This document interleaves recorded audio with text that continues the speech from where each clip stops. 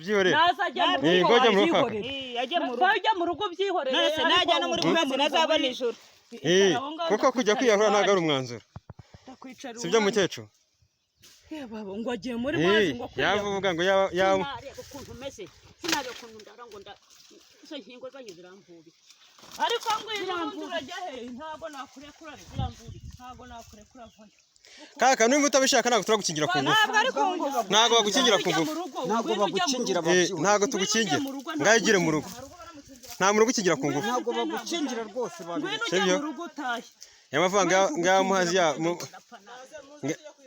katuye kwishakira abandi ariko tumaye tumugeze mu rugo mwese biyavuye ngo agiye kujya muhazi ariko ave ahangaha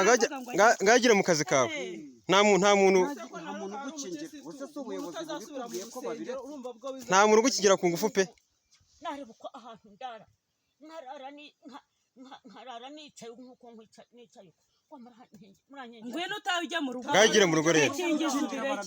kwikingiza ubireke ariko haguruka ujya mu rugo haguruka ujya mu rugo rero bado utawe ujya mu rugo bakuretse ntago bagukingira ntago tugukingira mukecuru haya ngo ujye kwiyahura siwe mwanzuro niba utabishaka va ujya mu rugo umura rwose ngo babiretse twabyihoreye nese si wowe wirukanse ubundi wirukaga ujya he iyo uhagarara ukavuga uti sinshaka kwikingiza hanyuma rero ugahagarara ko ntiwirukanye si ibyo se mukecuru ese bavunitse ntabwo nifite ubwoba ko tukaba nta na Rwanda rukuganirije ari twebwe yego ubundi twebwe uraduhunga ubu ntutuzi Mariya si umukazana wawe si ndi umwana wawe ubu ukwiye kwiruka hejuru murantera inshinge se zimaze